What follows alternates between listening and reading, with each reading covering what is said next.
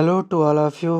कैसे हैं आप सभी लोग। जैसा कि मैंने आपसे कहा था कि मैं धीरे धीरे जब भी टाइम मिलेगा तो एनसीईआरटी पूरा कवर करा दूंगा और एनसीईआरटी के साथ बोर्ड सेंट्रिक जो टॉपिक जो इम्पोर्टेंट होते हैं तो अपन पढ़ेंगे थ्योरी। थ्योरी के बाद कॉन्सेप्चुअल, कॉन्सेप्चुअल के बाद न्यूमेरिकल और हाई ऑर्डर थिंकिंग क्वेश्चन कैसे बनते हैं।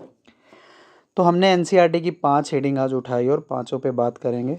जो पहली हेडिंग है वो है कि इंट्रोडक्शन, दूसरी है इलेक्ट्रिक चार्ज, तीसरी है कंडक्टर एंड इंसुलेटर और चौथी है बेसिक प्रॉपर्टीज ऑफ चार्ज और कूलॉम्स लॉ। इन पांचों पे बात करेंगे, ठीक है। तो चलते हैं। पहला टॉपिक है चार्ज, ठीक है। चार्ज है क्या और चार्ज कैसे आया, इसकी हिस्ट्री, कितने साइंटिस्टों का रोल है, पूरा का पूरा इंट्रोडक्शन बात करेंगे। आप अपनी लाइफ में ना बहुत सारे सिंपल एक्सपीरियंस आपको अपनी लाइफ में होगा। जैसे आप कॉम्ब अपने ड्राई हेयर में करते हैं तो, या फिर आप किसी प्लास्टिक या रबड़ को किसी चीज़ के साथ रब करते हैं तो आप ये पाते हैं कि वो छोटे छोटे पार्टिकल को अपनी ओर अट्रैक्ट करने लगता है। फॉर एग्जांपल आगे एक एक्सपेरिमेंट भी है, उस पर बात करेंगे कि आप अपने पेन को अपने बालों से रब करिए और कंटिन्यूसली रब करते हैं। बस याद रखिए कि आपके बाल गीले नहीं होने चाहिए, क्योंकि गीला बाल जो होता है वो कंडक्टर की तरह बिहेव करने लगता है। तो जैसे आपके ड्राई हेयर हैं, आपने पेन या कॉम को, जिसको भी चाहें आप रब कर रहे हैं, तो कागज़ के छोटे छोटे पार्टिकल को वह अपनी ओर अट्रैक्ट करने लगता है। पहले तो नहीं कर रहा था, आपने जब रब किया तब अट्रैक्ट करने लगा। तो पहले क्या था अब क्या था, तो यहीं से निकल के आएगा चार्ज। क्या निकल के आएगा? चार्ज। तो चार्ज की एक सिंपल सी डिफिनेशन होती है कि charge is a basic properties of matter due to which, जिसके कारण object experience a force of attraction और रिपल्सन। तो चार्ज की वजह से अगर किसी बॉडी में चार्ज आ गया है तो वह ऑब्जेक्ट फोर्स ऑफ अट्रैक्शन और रिपल्सन अट्रैक्ट करता है। फोर्स ऑफ अट्रैक्शन क्या है? जब दो डिफरेंट टाइप के चार्ज आएंगे तो फोर्स ऑफ अट्रैक्शन काम करेगा, और सेम टाइप के चार्ज रहेंगे तो रिपल्सन काम करेगा। एग्जाम्पल है कि अगर आप कॉम को रब कर रहे हैं तो वो स्मॉल पीस को अपनी रोटेट कर रहा है, और बैलून को भी आप अपने बालों में कंटिन्यूसली रब करके, लगातार रब करके आप दीवारों में चिपका सकते हैं, ठीक है। तो चार्ज के कितने टाइप्स होते हैं? दो। सिंपल सी बात है, ये आपने पढ़ा है। एक पॉजिटिव चार्ज होता है, एक नेगेटिव चार्ज होता है। पॉजिटिव चार्ज को हम प्रोटॉन बोलते हैं, नेगेटिव चार्ज को हम इलेक्ट्रॉन बोलते हैं। सिंपल सी बात है, आप यहाँ समझ पा रहे होंगे कि अपोजिट चार्ज क्या करते हैं? अट्रैक्ट करते हैं, है ना। और सेम चार्ज होते हैं वो दूर जाते हैं, रिपेल करते हैं। ये बैलून वाला, बैलून में अगर आप लगातार रब करेंगे तो एटम्स जो इनिशियल लेवल पे होते हैं वो एटम्स इलेक्ट्रिकली न्यूट्रल होते हैं। न्यूट्रल का मतलब होता है कि जितने पॉजिटिव चार्ज हैं उतने ही निगेटिव चार्ज हैं।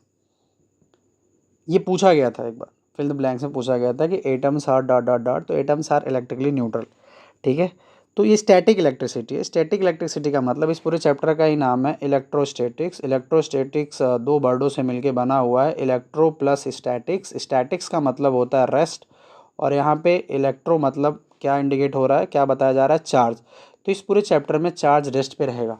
इलेक्ट्रिक चार्ज एंड फील्ड, ये जो यूनिट है इलेक्ट्रोस्टैटिक्स, चार्ज किस पे रहेगा? रेस्ट पे। और जब चार्ज रेस्ट पे है तो उसका बिहेवियर क्या है, उसकी प्रॉपर्टीज़ क्या है, ये सारी की सारी चीज़ें इस चैप्टर में पढ़ने को मिलेगा। तो सिंपल सा मतलब है, आप चार्ज का मतलब समझ गए होंगे। चार्ज का मतलब है कि अगर किसी बॉडी में चार्ज आ गया है तो उस बॉडी को हम बोलेंगे चार्ज्ड बॉडी। क्या बोलेंगे? Charged body. और अगर किसी बॉडी में चार्ज आ गया है तो वह लाइट पार्टिकल को अपनी ओर अट्रैक्ट करने लगता है, ठीक है। वो इलेक्ट्रिक चार्ज है। दूसरी सिंपल बात, अगर मान लीजिए किसी बॉडी में पॉजिटिव चार्ज है, किस कौन सा चार्ज है? Positive charge. तुरंत समझ जाना कि उसमें लैक ऑफ इलेक्ट्रॉन है, इलेक्ट्रॉन की कमी है। अगर किसी बॉडी में पॉजिटिव चार्ज है तो लैक ऑफ इलेक्ट्रॉन है, और अगर किसी बॉडी में निगेटिव चार्ज है, कौन सा चार्ज है? निगेटिव चार्ज है, तो लैक ऑफ पॉजिटिव चार्ज होगा। अगर मैंने कहा कोई बॉडी पॉजिटिवली चार्ज है तो उसमें इलेक्ट्रॉन की कमी होगी, और कोई बॉडी निगेटिवली चार्ज है तो उसमें प्रोटॉन की कमी होगी, ठीक है। और आप किसी एटम का स्ट्रक्चर जानते होंगे। एटम का ये स्ट्रक्चर होता है, ये न्यूक्लियस होता है, और न्यूक्लियस में पाए जाते हैं प्रोटॉन और न्यूट्रॉन। प्रोटॉन होता है पॉजिटिव चार्ज, न्यूट्रॉन में कोई चार्ज नहीं होता, और जो इलेक्ट्रॉन होते हैं वो ऑर्बिट में रिवॉल्व होते रहते हैं। तो ये जो चार्ज होते हैं, तो एक होता है इलेक्ट्रॉनिक थ्योरी ऑफ चार्ज। तो इलेक्ट्रॉनिक थ्योरी ऑफ चार्ज में आप मान लीजिए कि ये कोई एटम का स्ट्रक्चर है और ये हो गया और ये हो गया, ठीक है। तो कोई भी जो एटम होता है, मतलब एटम जो मतलब कोई भी मतलब मटेरियल है, वो कई सारे एटम से मिलके बना होता है। और उस एटम के जो न्यूक्लियस पे, यहाँ पे ये देखिए, यहाँ पे न्यूक्लियस कहेंगे इस एरिया को, और यहाँ पे पाया जाएगा प्रोटॉन और यहीं क्या पाया जाएगा, न्यूट्रॉन, ठीक है। और ये जो प्रोटॉन और न्यूट्रॉन है, ये न्यूक्लियस में पाए जाएंगे और इलेक्ट्रॉन चारों ओर चक्कर लगाएगा। तो फर्स्ट ऑर्बिट में जो इलेक्ट्रॉन पाया जाएगा उसे हम बोलेंगे बाउंड इलेक्ट्रॉन। क्या बोलेंगे, बाउंड इलेक्ट्रॉन बोलेंगे। और जो लास्ट ऑर्बिट में इलेक्ट्रॉन पाया जाएगा उसे हम बोलेंगे फ्री इलेक्ट्रॉन। और ये फ्री इलेक्ट्रॉन किसी भी बॉडी की चार्जिंग के लिए रिस्पॉन्सिबल होते हैं। जो हमारे फ्री इलेक्ट्रॉन होते हैं वो किसी भी बॉडी के चार्जिंग के लिए रिस्पॉन्सिबल होंगे। मतलब ट्रांसफ़र कौन होगा, इलेक्ट्रॉन ट्रांसफ़र होगा। वो भी कौन सा ट्रांसफ़र हो रहा है, फ्री इलेक्ट्रॉन ट्रांसफ़र हो रहे हैं। क्या पॉजिटिव चार्ज ट्रांसफ़र होते हैं, नो, पॉजिटिव चार्ज ट्रांसफ़र नहीं होंगे। और जिसके पास जितने ज़्यादा फ्री इलेक्ट्रॉन्स होंगे वो उतना ही अच्छा कंडक्टर होता है। तो चार्ज की जो एसआई यूनिट होती है वो कूलाम होती है, क्योंकि ऑगस्टीन डीन कूलाम के रिस्पेक्ट में चार्ज की जो एसआई यूनिट है उसका नाम कूलाम पड़ गया। सीजीएस यूनिट भी पूछ देते हैं, तो सीजीएस यूनिट भी आप याद रखिएगा, स्टैट कूलाम होती है, ठीक है, या इसे ही इलेक्ट्रोस्टैटिक्स यूनिट बोलते हैं। ओके, तो ये था बेसिक चार्ज के बारे में सिंपल सा। एक बार और दिमाग में बिठा लीजिए कि चार्ज दो टाइप से होते हैं, पॉजिटिव चार्ज होता है, नेगेटिव चार्ज होता है। और किसी भी बॉडी में पॉजिटिव चार्ज है तो उस बॉडी में नेगेटिव चार्ज की कमी है, और कोई बॉडी नेगेटिवली चार्ज है तो उसमें पॉजिटिव चार्ज की कमी है। लाइक चार्ज रिपेल करते हैं, लाइक चार्ज अट्रैक्ट करते हैं। अगर किसी बॉडी में चार्ज आ गया है तो उसे चार्ज बॉडी बोलते हैं। और ये जो मतलब कि चार्ज की जो पूरी की पूरी हिस्ट्री है, कैसे चार्ज के बारे में पहली बार किसने बात किया और आगे चल के अब इस पे बात कर लेते हैं, ठीक है। तो अगली हेडिंग अपनी क्या है, हिस्ट्री। तो चार्ज के बारे में सबसे पहले थेल्स बात कर रहा है। ये एक फिलासफर थे, ग्रीस के फिलासफर थे। थेल्स क्या थे कि 16 BC में, before the birth of Jesus Christ, एक साइंटिस्ट थे। उन्होंने ऑब्जर्व किया कि जब एम्बर को रब किया जा रहा है फर के साथ, तो वह स्मॉल पार्टिकल को अपनी ओर अट्रैक्ट कर रहा है। When the amber is rubbed with for it attract small particles. और ये स्टैटिक इलेक्ट्रिसिटी का पार्ट था। एम्बर एक येलो रेजिनियस मटेरियल होता है जो बाल्टिक सी में पाया जाता है। बाल्टिक सी, बाल्टिक कुछ कंट्री भी होती है, आप वर्ल्ड मैप में इसको देख सकते हैं। तो इसके बाद थेल्स के बाद किसी ने इस मुद्दे पे प्रॉपर बात नहीं की, और फिर 2000 सालों तक इस पर कोई बात नहीं होती। और फिर 16 सेंचुरी में, किस सेंचुरी में, 16 सेंचुरी में एक साइंटिस्ट आता है विलियम गिलबर्ट। और विलियम गिलबर्ट के बारे में ये कहा जाता है कि ये क्वीन एलिजाबेथ के फैमिली डॉक्टर थे, है ना। तो विलियम गिलबर्ट ने पाया कि जो थेल्स ने कहा कि अगर हम एम्बर को फर के साथ रब करते हैं, फर मतलब स्किन, कैट स्किन, है ना। तो इवन हमारे यहाँ एक कहानी बहुत सुनने को मिलती है कि बिल्ली अगर रास्ता काट देती है तो आपको आगे नहीं बढ़ना चाहिए। ये बहुत सालों पहले क्या होता था कि लोग एनिमल बेस्ड लाइफ जीते थे, झोपड़ी बनाते थे, बिल्ली घुस जाती थी और बिल्ली को मारते पीटते थे लोग। तो ऐसा कहा जाता है कि बिल्ली लगातार उस झोपड़ी में एक ही गेट होता था निकलने के लिए, तो बिल्ली चारों ओर घूमती रहती थी और फिर आग लग जाती थी। तो किसी ने देखा, लोगों ने देखा होगा, और आज तक ये हम कैट को लेके एक उसमें बंधे हुए हैं कि अंधविश्वास में कि अगर वो रास्ता रोक रही है तो आपको आगे नहीं बढ़ना चाहिए। बस यही रीज़न था। ऐसा मिलता है कहीं कहीं पढ़ने को। पर वो खैर वो आपके काम की बातें नहीं है। आप बस थोड़ा बहुत जानें कि एनिमल्स को ज़्यादा प्यार देना चाहिए और उनको ज़्यादा परेशान नहीं करना चाहिए। तो विलियम गिलबर्ट इन्होंने क्या बताया कि जो थेल्स ने कहा कि जो और भी बहुत सारी चीज़ें हैं, so many things which are able to attract so after rubbing. तो बहुत सारी दुनिया में चीज़ें हैं जिनमें हम रब कर देते हैं तो अपनी ओर छोटी छोटी चीज़ों को अट्रैक्ट करने लगती हैं। इसके बाद एम्बर जो था इलेक्ट्रॉन था, ठीक है, एक लैंग्वेज थी। और मतलब ये एक शायद किसी भाषा का वर्ड है, ये देखना पड़ेगा आपको। ग्रीक या लैटिन, दो में से एक ही हो सकता है, इन भाषा का वर्ड हो। इसी से आगे चल के निकल गया इलेक्ट्रिसिटी। और इलेक्ट्रिसिटी वर्ड को देने वाला एक साइंटिस्ट था थॉमस ब्राउन। तो जो इलेक्ट्रिसिटी वर्ड आजकल बहुत पॉपुलर है, हम सब यूज़ करते हैं, इसको देने वाला साइंटिस्ट कौन था, थॉमस ब्राउन। है ना। तो इतना याद रखना। अभी तक 3 साइंटिस्ट की बात चली, एक दार्शनिक और फिलोसफर या फिलॉसफी का मतलब होता है लफ्ज़ ऑफ विजडम। और थेल्स के बाद हमने बात की एडी विलियम गिलबर्ट की बात की, फिर हमने थॉमस ब्राउन की बात की। और ये एनसीईआरटी में आपका एक एक्सपेरिमेंट है, आप देखेंगे कि एक्सपेरिमेंट का जो कंक्लूजन है वो पढ़ना बहुत ज़रूरी है। ये सिल्क क्लॉथ है, ये रेड कलर का, ये ग्लास की राड है। और इसको क्या किया गया कि पहले कुछ नहीं हो रहा, बिफोर रबिंग कुछ नहीं होगा, लेकिन जैसे ही सिल्क क्लॉथ से इस ग्लास राड को रब करेंगे तो आप देख पाएंगे कि ये कागज़ के जो छोटे छोटे टुकड़े स्मॉल पार्टिकल हैं इनको अपनी ओर अट्रैक्ट कर रहा है, ठीक है। ऐसी एबेनॉइट की राड को जब हम फर से रब करेंगे तो इस पे ये निगेटिव चार्ज आ रहे हैं। कैसे चार्ज आ रहे हैं? निगेटिव चार्ज आ रहे हैं। और यह भी अट्रैक्ट कर रहा है कागज़ के छोटे छोटे पीस को। अगर हम ग्लास की 2 रॉड ले लें, ग्लास की मान लीजिए हमने ये 2 रॉड ले ली और जब हमने रबिंग नहीं की हुई है तो इनमें कोई कोई हलचल नहीं, कुछ नहीं हो रहा है।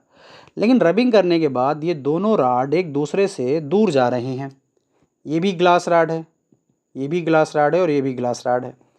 ऐसे ही एक एबेनाइट की राड ले लिए, ये एबेनाइट की राड है और दूसरी वाली भी एबेनाइट की राड है। और अभी हमने ने क्या किया कि रब नहीं किया हुआ है, तो ये दोनों की दोनों जो राड है वो बिल्कुल भी मतलब कोई कोई हलचल नहीं, कोई डिफ्लेक्शन नहीं है, कोई भी मूवमेंट आप इनमें ऑब्जर्व नहीं कर पाएंगे।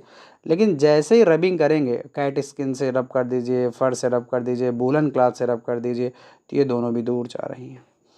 और फिर अगर आप एक ग्लास राड ले लीजिए और एक एबेनाइट की राड ले लीजिए तो एक में प्लस चार्ज होगा और एक में माइनस चार्ज होगा। और इसका मतलब ये हुआ कि ये दोनों अब एक दूसरे को अट्रैक्ट कर रहे हैं। यहाँ पे रिपेल हो रहा, जो मैंने ऊपर बात की थी, like charge repel, unlike charge attract. तो इस एक्सपेरिमेंट का मेन जो कंक्लूजन है, जो रिजल्ट है कि like charge are repel to each other and unlike charge are attract to each other, ठीक है। फिर पहले इन चार्जों का नाम जो था, पॉजिटिव चार्ज का ओल्ड नेम विट्रीसियस था क्योंकि ग्लास रॉड पे पाया गया था। और निगेटिव चार्ज का जो ओल्ड नेम था उसका नाम रेजिनियस था। और आगे चल के बेंजामिन फ्रैंकलिन ने ये नाम बदल दिया। और बेंजामिन फ्रैंकलिन ने जो पॉजिटिव चार्ज मतलब जो विट्रीसियस था उसका नाम पॉजिटिव चार्ज हो गया, और जो रेजिनियस से ये निगेटिव चार्ज हो गया, ठीक है। तो ये ओवरऑल चार्ज का एक बेसिक सिंपल फ्रेम आपको समझ में आया होगा। आगे चलते हैं, बहुत सिंपल है, आप 10th क्लास से पढ़ लो, पर एनसीईआरटी में हेडिंग है इसलिए बता दे रहा हूँ। कंडक्टर क्या है? तो कंडक्टर एक ऐसे मटेरियल है जो करंट को अलाउ करते हैं, चार्ज को अलाउ करते हैं, वो इजीली फ्लो हो जाए उन्हें कंडक्टर बोलेंगे। क्योंकि ये करते क्यों हैं? क्योंकि कंडक्टर के पास क्या होते हैं? फ्री इलेक्ट्रॉन्स, और ये ईजिली मूव कर सकते हैं, और मैंने आपको आगे ही बताया था। और कुछ कंडक्टर के नाम हो गए, कापर हो गया, एल्युमिनियम हो गया, सिल्वर हो गया, गोल्ड हो गया, ठीक है, ओके। फिर इंसुलेटर क्या है? जो करंट को अलाउ नहीं करेंगे, does not allow electric charge to flow easily, उन्हें इंसुलेटर बोलेंगे। क्योंकि रीज़न क्या है कि जो इलेक्ट्रॉन होते हैं इंसुलेटर में वो टाइटली बाउंड होते हैं। याद रखना, ये सब हम बात कर रहे हैं ना स्टैटिक इलेक्ट्रिसिटी की, एक फ्रिक्शनल इलेक्ट्रिसिटी, क्योंकि रबिंग के बाद ये सब हो रहा है, इसलिए इसको फ्रिक्शनल इलेक्ट्रिसिटी बोलते हैं, ठीक है। और वो मूव नहीं कर सकते, जब इलेक्ट्रॉन मूव नहीं कर पाएंगे तो करंट नहीं जाएगा। तो क्या होता है? रबड़, ग्लास, प्लास्टिक, वुड, एबेनाइट, ये सब के सब क्या है? इंसुलेटर है। इंसुलेटर में क्या इलेक्ट्रिसिटी पॉसिबल है? हाँ, ड्यू टू फ्रिक्शन पॉसिबल है, बहुत ही स्मॉल स्केल पे पॉसिबल है। आप कोई अगर आपसे ऐसा कुछ पूछता है तो आप हाँ बताएं कि हाँ फ्रिक्शन की वजह से इंसुलेटर पे थोड़ी देर के लिए इलेक्ट्रिकल कंडक्शन पॉसिबल है ना, बाकी नहीं है। फिर आगे बढ़ते हैं, चार्ज की कुछ बेसिक प्रॉपर्टीज़ हैं। जैसे कि पहली फंडामेंटल प्रॉपर्टीज़ में आएगा quantisation of charge. Quantisation of charge, तो charge is not a continuous, लगातार नहीं, मतलब it comes in small unit call elementary charge. ये पूछा गया था, याद रखिएगा। Electron, elementary charge, fundamental charge, least value of charge, तीनों का नाम एक ही है। इलेक्ट्रॉन में कितना चार्ज होगा? 1.6 इंटू 10⁻⁻19। क्वांटाइजेशन ऑफ चार्ज का एक सिंपल सा मतलब ये है कि चार्ज ट्रांसफ़र होता है from one body to another body, और चार्ज ना बहुत कंप्लीट वे पे ट्रांसफ़र होगा। जैसे आप सीढ़ी चढ़ रहे हैं तो पहली सीढ़ी, दूसरी सीढ़ी, तीसरी सीढ़ी, चौथी सीढ़ी, तो या तो चार्ज जब ट्रांसफ़र होगा तो या तो 3 इलेक्ट्रॉन होगा या तो -3 इलेक्ट्रॉन होगा। कोई आपसे कहे कि 0.3 चार्ज क्या पॉसिबल है ट्रांसफ़र होना? नहीं, बिल्कुल नहीं। या फ्रैक्शन फॉर्मेट में कोई बोले चार्ज जाएगा? नहीं जाएगा। चार्ज बिल्कुल, चार्ज कंप्लीट वे पे ट्रांसफर होगा from one body to another. Quantization of charge में एक आयल ड्रॉप एक्सपेरिमेंट था मिल्टन का, इस पे कभी बात कर लेंगे, खैर अब सिलेबस में ये है नहीं, ठीक है। तो आप सिंपल वे पे क्या कर सकते हो कि charge are always multiple of electron, मतलब इसका फार्मूला होता है Q equal plus minus any, plus minus any. क्यों क्या है? चार्ज है। एन क्या है? इंटीजर्स है, एन इंटीजर्स है, इलेक्ट्रॉन है, ठीक है। और इंटीजर्स पॉजिटिव भी होते हैं और इंटीजर्स निगेटिव होते हैं, मतलब 1 इलेक्ट्रॉन, 2 इलेक्ट्रॉन, 3 इलेक्ट्रॉन, या plus minus 1, plus minus 2, plus minus 3। मान लीजिए किसी ऑब्जेक्ट के पास 5 इलेक्ट्रॉन्स हैं, अगर रिमूव हो गए हैं उस ऑब्जेक्ट से 5 इलेक्ट्रॉन रिमूव हो गए हैं, तो टोटल चार्ज कितना है? तो आप क्या करेंगे, आप जानते हैं Q इक्वल क्या होता है? एनी। तो आप मल्टीप्लाई कर देंगे 5 इंटू 1.6 इंटू 10 की पावर माइनस 19, इसका इससे इंटू करेंगे 80 आएगा, और 8 इंटू 10 की पावर माइनस 19 डेसिमल लग जाएगा, तो ये हो जाएगा 10 की पावर माइनस 19, ठीक है। ये पहली प्रॉपर्टीज है। क्वांटाइजेशन ऑफ चार्ज से कई बार सवाल fill the blanks, match the column आया, जब हम पेपर डिस्कस करेंगे तो आपको बताएंगे, देखिए यहाँ से सवाल बनना, आपको फार्मूला पता होना चाहिए, Q equal plus minus any. अगला है कंजर्वेशन ऑफ चार्ज। तो किसी भी सिस्टम का जो टोटल चार्ज होता है कंजर्व होता है। सिंपल सा मतलब ये हो गया कि चार्ज ना तो क्रिएट कर सकते हैं ना डिस्ट्रॉय कर सकते हैं, it can only transfer from one body to another. Charge transfer होता है कहाँ से कहाँ? एक बॉडी से दूसरे बॉडी की ओर, ठीक है। और जैसे आपने रबिंग की ग्लास रॉड के सिल्क के साथ, तो इलेक्ट्रॉन मूव हुआ किधर? ग्लास से कहाँ चला गया? सिल्क। मतलब ग्लास रॉड के पास इलेक्ट्रॉन थे और वो कहाँ चले गए हैं? सिल्क में। मतलब चार्ज कहीं गया नहीं, ट्रांसफ़र हो गए, नेचर में ऑलरेडी चार्ज है, बस वो transfer from one body to another. जैसे आपने 11th में पढ़ा होगा कितनी चीज़ें हैं जो लॉ ऑफ कंजर्वेशन फॉलो करती हैं। तो एक चार्ज हो गया, एक एनर्जी हो गया, एक मोमेंटम हो गया, ठीक है, और एक हो गया एंगुलर मोमेंटम। ये चार चीज़ें हैं जो लॉ ऑफ कंजर्वेशन फॉलो करती हैं। फिर अगला है कि मान लीजिए ग्लास रॉड के पास 5 इलेक्ट्रॉन हैं और सिल के पास -5 इलेक्ट्रॉन है, तो टोटल चार्ज कितना हो जाएगा? 0। कितना हो जाएगा? 0। अगला है एडिटिविटी ऑफ चार्ज। क्योंकि देखो चार्ज एक स्केलर क्वांटिटी है, चार्ज एक स्केलर क्वांटिटी है, और जो स्केलर्स होते हैं वो एल्जेब्रिक वे पे जुड़ते और घटते हैं। प्लस प्लस वाला जुड़ेगा, माइनस माइनस वाला जुड़ेगा। मान लीजिए यह कोई एक सिस्टम है और यहाँ आपके पास -2 इलेक्ट्रॉन है, 3 इलेक्ट्रॉन है, -4 इलेक्ट्रॉन है और 6 इलेक्ट्रॉन है, और पूछे तो इस सिस्टम में टोटल कितना चार्ज है? तो 6 में 3 जुड़ जाएगा तो कितना आ जाएगा? 9, और ये माइनस वाला जुड़ जाएगा, कितना हो जाएगा? -6। तो टोटल नेट चार्ज कितना है? 3 इलेक्ट्रॉन। सिंपल वे पे जैसे अर्थमेटिक मैथ सॉल्व होती है, क्योंकि चार्ज क्या कैसी क्वांटिटी है? स्केलर। तो प्लस प्लस वाला जोड़ दो और माइनस माइनस वाला जोड़ दो, तो नेट चार्ज आपको मिल जाएगा। और तो आज हमारे लेक्चर का जो 1.5 हेडिंग का हिस्सा है और वो है कूलॉम्स लॉ। कौन सा लॉ है? Coulomb's law. Coulomb's law important है, इससे न्यूमेरिकल आते हैं। तो अकॉर्डिंग टू कूलॉम्स कह रहे हैं कि the force between 2 point charge is directly proportional to the product of their charges. मान लीजिए यहाँ दो चार्ज रखे गए हैं, एक चार्ज Q1 रखा गया है और एक चार्ज क्या रखा गया है? Q2, और ये दोनों R दूरी पे रखे गए हैं। किस दूरी पे रखे गए हैं? R। तो कूलॉम क्या कह रहे हैं कि the force between 2 point charges is directly proportional to the product of their charge. Product का मतलब Q1 Q2, और फोर्स इन दोनों के क्या है? डायरेक्टली है। इक्वेशन नंबर क्या हो गया? फर्स्ट। अगला कह रहे हैं कि यही force, the force is inversely proportional to the square of distance between them. जो फोर्स होगा वह इन्वर्सली प्रोपोर्शनल होगा किसके? फोर्स के। ये जो फोर्स है ये फोर्स ऑफ अट्रैक्शन भी हो सकता है, रिपल्सन भी हो सकता है। तो आप दोनों इक्वेशन को कंबाइन करके लिख दीजिए from equation first and second. तो क्या हो जाएगा? F directly proportional Q1 Q2 upon R square. जब आप डायरेक्टली हटाएंगे तो एक कांस्टेंट आएगा, तो एफ इक्वल जाएगा K Q1 Q2 upon R square, और K की वैल्यू क्या होती है? 1/4πε0 Q1 Q2 upon R square. ये हो गया, ये कूलॉम्स लॉ। और कूलम्ब्स लॉ बेस्ड न्यूमेरिकल्स लगाने हैं। आपके एनसीईआरटी का जो न्यूमेरिकल्स नंबर 1.1 और 1.2 है, ये दोनों कूलम्ब्स लॉ बेस्ड है। किसे बेस्ड है? कूलम्ब्स लॉ बेस्ड है, उस पर भी बात कर लेंगे। अब समझिएगा, इसकी जो मैथमेटिकल वैल्यू होती है वो होती है 9 इंटू 10⁻9।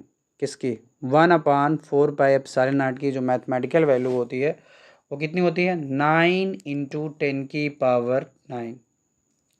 ये 9 10⁻9 आता कहाँ से है? तो आप सिंपल सा कर सकते हैं। आप देखिएगा यहाँ पे है 4, तो 4 हो गया। पाई की वैल्यू कितनी है? 3.14।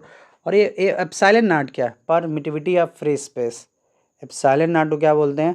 Permittivity of free space. और इस पे अगले बाई लेक्चर पे हम प्रॉपर बात करेंगे कि ये परमिटिविटी ऑफ फ्री स्पेस क्या होता है, इसका इम्पैक्ट क्या होता है, ये काम कैसे करता है, ठीक है, वैल्यू क्या होती है।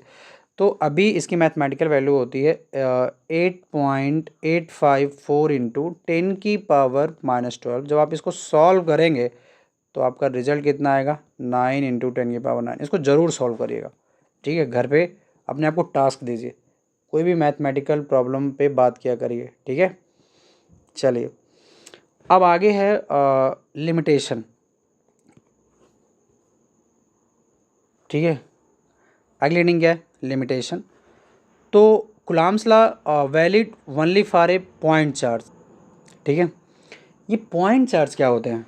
तो आपने 11th में पढ़ा था पॉइंट ऑब्जेक्ट क्या होते हैं। कोई भी ऑब्जेक्ट जो अपने साइज से कंपेयर में ज़्यादा डिस्टेंस कवर करता है उसे पॉइंट ऑब्जेक्ट बोलते हैं। जैसे क्रिकेट की बॉल क्रिकेट ग्राउंड के फ्रेम में ज़्यादा डिस्टेंस कवर करती है, तो ऐसे ही जब कोई चार्ज पॉइंट पे रखे हों और जो चार्ज का साइज है उनके डिस्टेंस के मुकाबले में बहुत ही कम हो, मतलब चार्ज के बीच का जो डिस्टेंस है चार्ज के साइज के कंपेयर में बहुत छोटा, उसे पॉइंट चार्ज बोलते हैं।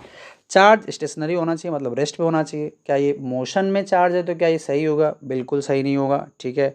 और अगर आप ओरिजिनल अप्लाई करना चाहते हो तो वैक्यूम में होगा। और नॉट एक्यूरेटेड एटॉमिक सब एटॉमिक लेवल पे ये ला बिल्कुल अप्लीकेबल नहीं है।